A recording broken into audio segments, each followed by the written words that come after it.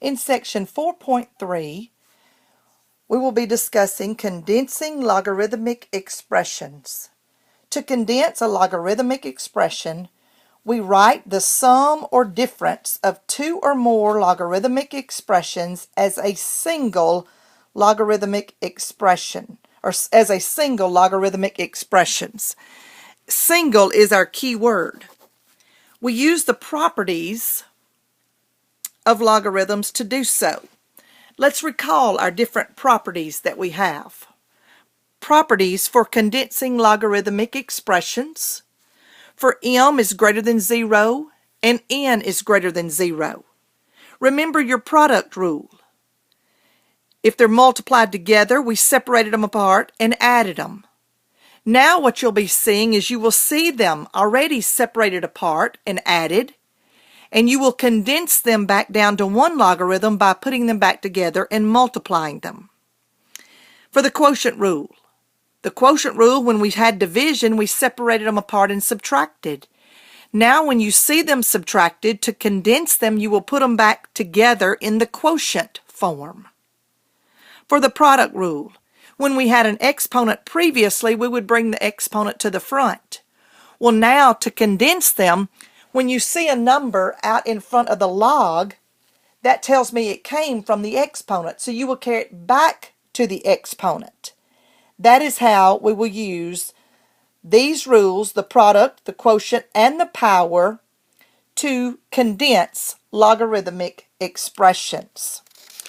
So, let's use those properties and write as a single logarithm. Notice that we have two logarithms, and we need to go down to one logarithm.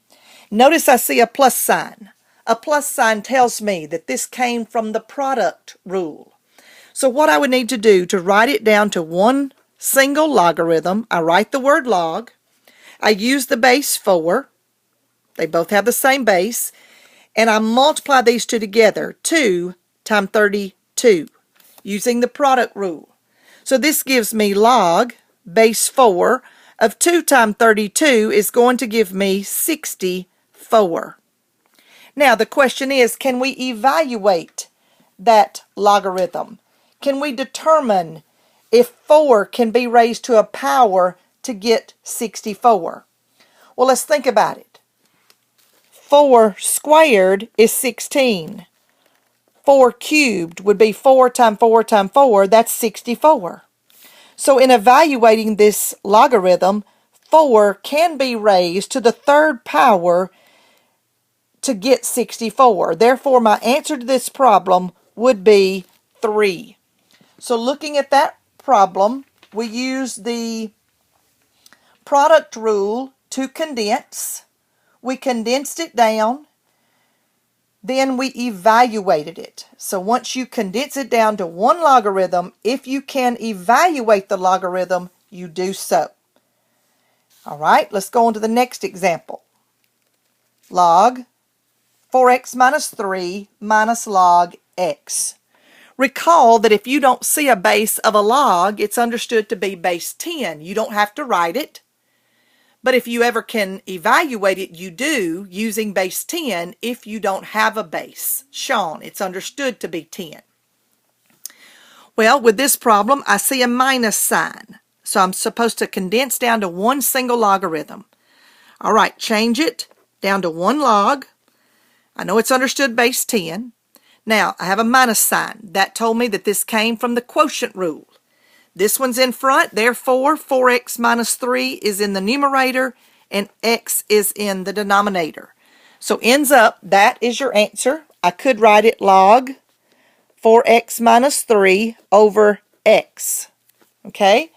And I could put parentheses around both of these if I chose to. So there would be my answer when I when I condensed this problem. And there's no way to evaluate this, so this is your answer. All right, let's continue condensing. Looking at this problem. Let's condense down to one log. Okay, condensing down to one log. The first thing I see is that I have numbers on the front. Okay? So I know that these were exponents, and I'm going to carry them back. So really, before I go down to 1 log, I'm going to go ahead and carry back the exponent x to the 1/2 plus log of x minus 1 to the 4th.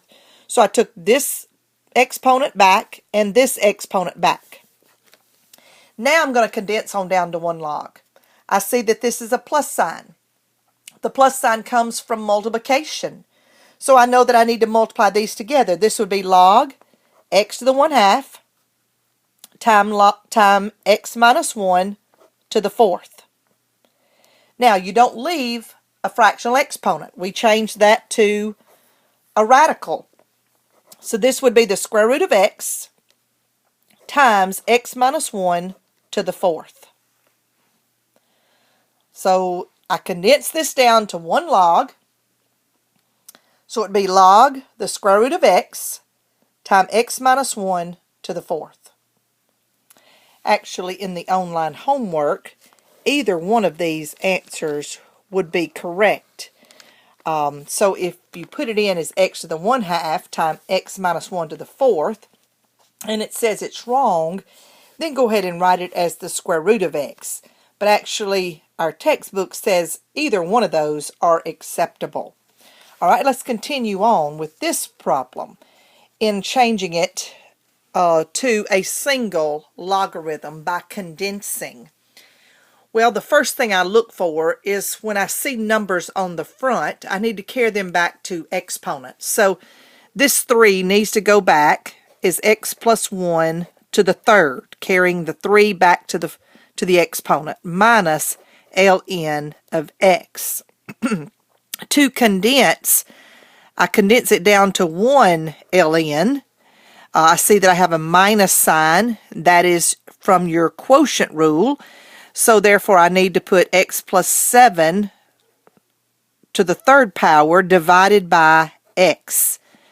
So using the condensing rule of the quotient, subtraction came from the quotient rule. So it was ln of x plus 7 cubed divided by x. Now sometimes you may see big brackets, something like that. That's the same answer. But the final answer would be ln of x plus 7 to the 3rd in the numerator divided by x in the denominator. Next, let's look at this problem. We're still condensing. We're still getting it down to one single logarithm. When I'm condensing, I always look about numbers on the front. So I see that I have a 4, a 2, and a 1/2. Those numbers came from the exponent, so let's carry them back.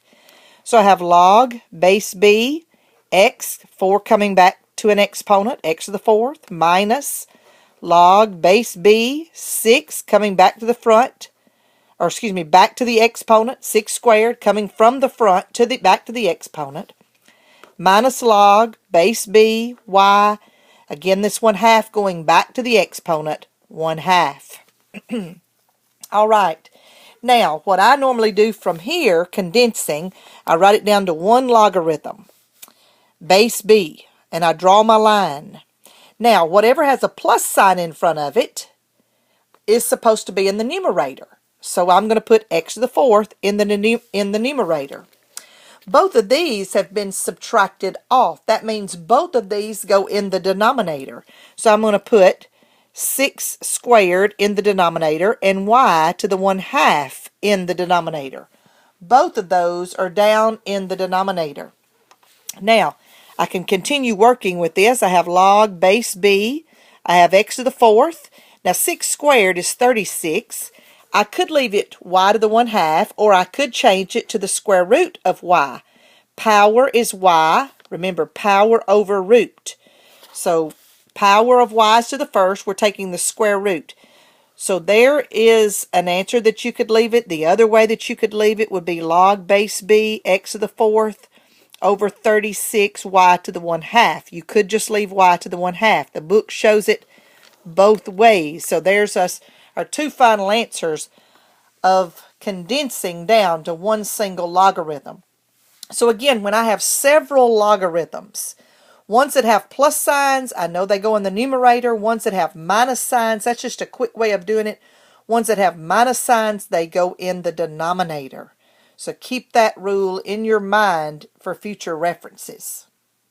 So your final answers would be either one of these two to put in the online homework.